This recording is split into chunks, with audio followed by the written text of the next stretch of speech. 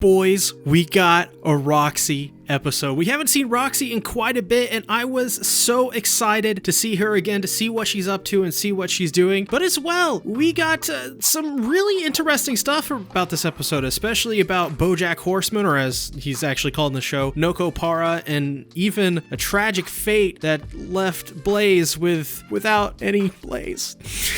Oh, that was a terrible joke. Anyways, first off, I do want to mention, before we just jump right into this, that yesterday they announced that there would be an OVA for Mushoku Tensei. This would cover Eris in, I think, the previous 2 episodes where she was off slaying goblins while Rudy and Paul were reuniting. This is something I'm really excited for, and you better bet I'm going to make a video on it if you guys want me to, so please leave a comment down below if that's something you guys would be interested in. I think it comes out March of next year on the Blu-ray releases, so it'll be a little bit of a wait, but I think it'll be worth it just to get some more Eris content and some Rudy content, and to see maybe the true form of Eris the Goblin Slayer. But anyways, let's go ahead and jump right into this Roxy-filled episode. So while this episode was focused on Roxy, the beginning of this episode focuses on Rudy and them traveling to the Central Continent, which is, I think, a really good way to show that this series is hyper focused on Rudy's story, so much so that they were cutting out the Eris with slaying the goblin stuff. I think that's a really neat thing that they're doing, because I think to keep up the show's pacing and its quickness, it's probably a good thing to just focus on one character at a time, using other characters as a way to freshen up the show while still having Rudy be the main draw of the series and having it all tie back in. Because if you think about it, yeah, this episode was focused on Roxy, but it still had the context of Roxy trying to get back to Rudy. So it's a pretty interesting technique to keep the pacing of this show up quite a bit, and I honestly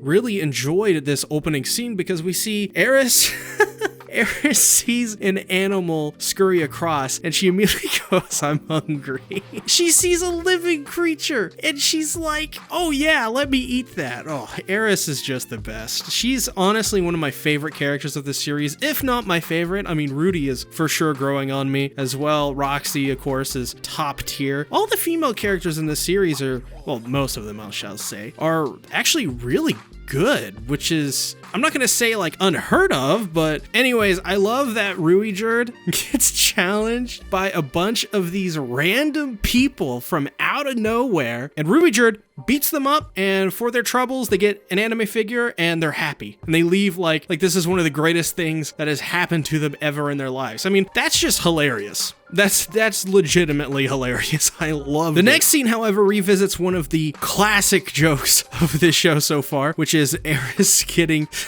seasick. I love their sound effects and their voice acting mixed together. They are so good at playing, like doing this over the top throw up voice, that it makes me just giggle every time. I just love it. I will try to imitate one. I love where Eris goes, "Bleh."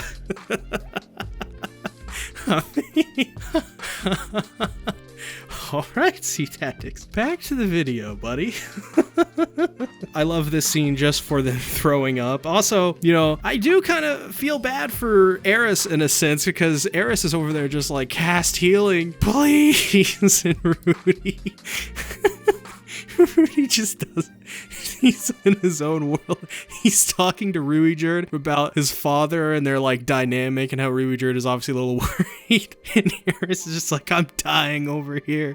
Cast heal." Oh my god, this scene was comedy gold. I love the dynamic of Eris in this show. She is just amazing. I do want to mention though as well that Rudy will think positively going from here on out in regards to his family's whereabouts. I like that attitude. It's always to remain positive and hope for the best. That is something that I think is really needed for Rudy's character at this moment, because in the last episode he was very down in the depths, and now that he's he's been able to reunite with his father. He feels a little bit better about things because his father's alive, but as well, I mean, why not think positively? You should, because Zenith is a high-ranking adventurer, just like his father. Why wouldn't you be confident in your parents that are as powerful as they are? Then we get to the Roxy-focused parts of this episode, which are really good and kind of made me tear up a little bit in a way. Not gonna lie, we'll get to that in a minute, but Roxy is talking to BoJack Horseman, aka Nokopara, and I want to hear your thoughts on Nokopara after this episode, and especially what happened to Blaze. So Blaze sadly lost his life. Of course, if you don't know about Blaze or Nokopara, or you don't really get what these characters are, they were actually in the first part of season 1, right after Eris and Rudy got teleported, and I believe right after they picked up Ruijerd as a party member, they came to this place and they kind of took advantage of Nokopara and Blaze, and that's where they became dead end. This character is rather interesting because in the first part of the season, we thought Nokopara and Blaze were these really terrible people. It turns out that maybe they were just displaying some tough love. Some realistic, I don't know, some realistic viewpoints on a couple things and being a little bit harsh about it. It makes me wonder, like, is Nokopara and the sadly passed away Blaze, are they a little bit misunderstood in this series? I love that this show decided to go back and make you think about these random, not even secondary characters, tertiary characters in a way, and their story and what happened to them and how their arc completed and came around. It seems that while Nokopara isn't exactly the greatest human being on the planet, I mean, the guy has, I believe he said 3 wives, or was it 3 kids? Either way, he's got 3 people to look after. It's honestly, I don't think I hate the guy at the end of this episode, and knowing what happened to him and Blaze, it just goes to show that wrong place, wrong time, he messed up, and much like all the other characters in the series so far, they're displaying a little bit of different colors than just black and white, and I like that. I like how in this scene as well, how Nokopara points out that Roxy has become a little bit more mature, and we get a little bit of really interesting lines from Roxy. She talks about how she didn't like to be looked down upon as a child, which it makes sense. Her race, they grow at such a slow pace that they look like children for so many years. So, I mean, she's like a 45-year-old woman at this point, and she still looks like she's 14, which is really mind-twisting if you think about it. So BoJack kind of just tells his story of dead end to Roxy, and this is really kind of where we find out that Nokopara isn't really a bad guy, but Roxy actually freaks out at the mention of her family, and she feels like she has to go back.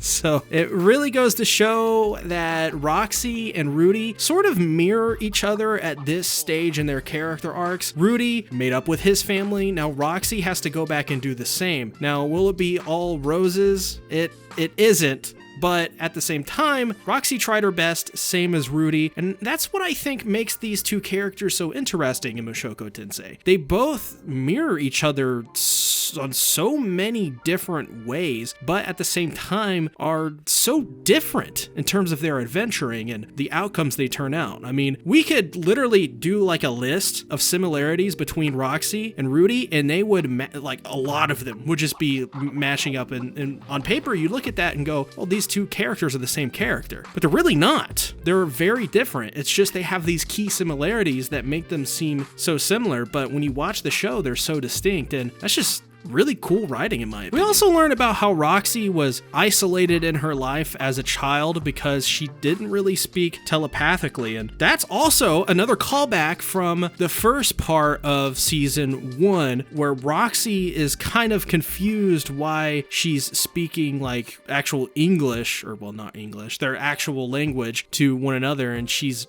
confused about that. So that was a really nice callback, I think, in my opinion, and this episode really explains a lot of what we saw in the first Roxy episode. So I really loved that. I thought this went full circle for Roxy's character in this aspect, especially with her parents. Once again, mirroring Rudy, we learned that she kind of just hates her village. And I think really what's happening here is she's projecting her own feelings. I don't think she hates her village. I don't think the people of the village even hate her. I think she doesn't understand at this point in her life how to fit in that village. And I think because she can't speak telepathically and because she can't use telepathy, she's kind of strange. She doesn't know why people won't talk to her as a child, and growing up, you could guess that she carries some of that trauma, and as well, she feels like she put a burden on her parents. All of these things are actually very, in my opinion, realistic for a child to think, and even though Roxy is in her mid-40s, as we've learned through Nokopara, even though she seems more mature as well, she's a little bit of a childish character. We can hear that in her voice, we can see that in the way that she reacts to certain things, especially in her conversation with Nokopara. Roxy is a very complex character. She's not just a child. It seems like she hasn't developed in ways that she should have maybe growing up because she's just different, you know? And that's totally fine for her character. It's just that I think it's kind of taken a toll on her, and I think she needs more time to grow, and I think that's why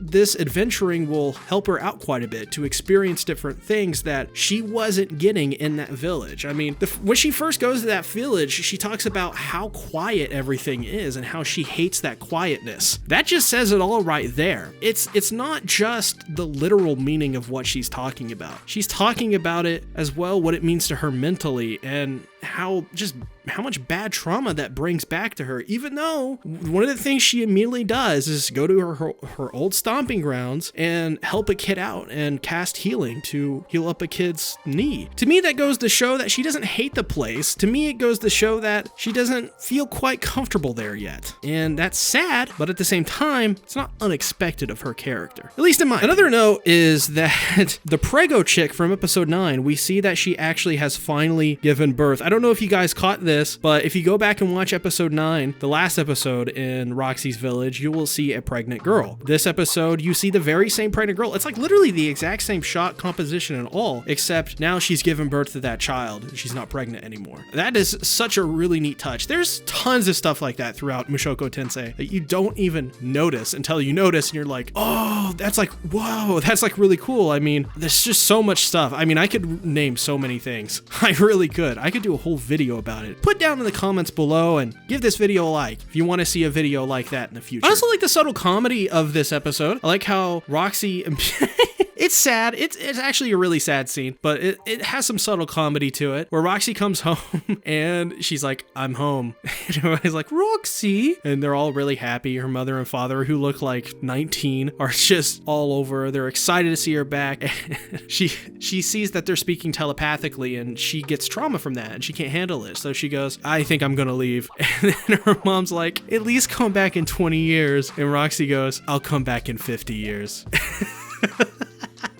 I love the comedy of this series. When it is good, it is so good. It's some great stuff. And then Roxy's mom starts crying and I start crying and everybody starts crying and they start crying and Roxy starts crying and everybody's crying and I can't handle it. The waterworks are going and I don't know what's going on, but for some reason I feel like I gotta call my mom and tell her that I love her. I don't know what's going on with that. I'll just ignore it. But then we learn about Roxy learning about how Rudy came to the village, her village, which means that she is now able to figure out that essentially Rudy is dead end, or at least the leader of the dead end party, along with Eris and Rudy. It's actually quite a good stopgap for Roxy's character because she says that she's okay and feels that Rudy is safe, knowing that he's with dead end, feels that she's just going to meet Rudy when it happens naturally and not actively go out looking for them instead of wasting that time, cover more ground by searching all the other continents, which is smart, very smart. And actually, as a viewer, I'm totally okay with suspending the reunion between Rudy and Roxy in favor of the way this story is headed right now, because I don't think we need to see Roxy and Rudy reunite, not until we see more of Rudy and Roxy's character develop separately. And especially Roxy, I feel like we need to see more development from Roxy still, even though we got quite a bit of it in this episode. episode. Overall, I felt this episode is actually really solid. Obviously not anywhere near as good as the last 2 episodes in terms of its emotional resonance, even though I was crying like a little baby through a couple of these scenes. But I really want to know what you guys think down in the comments below. It's just some other stuff I want to mention before that I know people are going to bring up is the Ellie and Elise stuff. I just want to ask the question, how many people were watching? Because it seemed like when Roxy cast her spell, it seemed like there was a whole chorus of men watching. Maybe a little bit of women. I don't even know. But Ellie and Elise is a freak. An absolute freak in the bed. Holy crap. I have never met a woman like her that's into... You know what? I'm just going to stop talking about it because I'm just flabbergasted by Ellie and Elise's character. And moving on. While we wait for next week's episode, be sure to check out actually my recent 86 video. I did a whole analysis on Vladilita Milize. I know that's not Mushoku Tensei related either, so on the right side, I have my video breaking down the differences between the manga and anime versions of Mushoku Tensei episode 16. Thanks for watching. Bye-bye.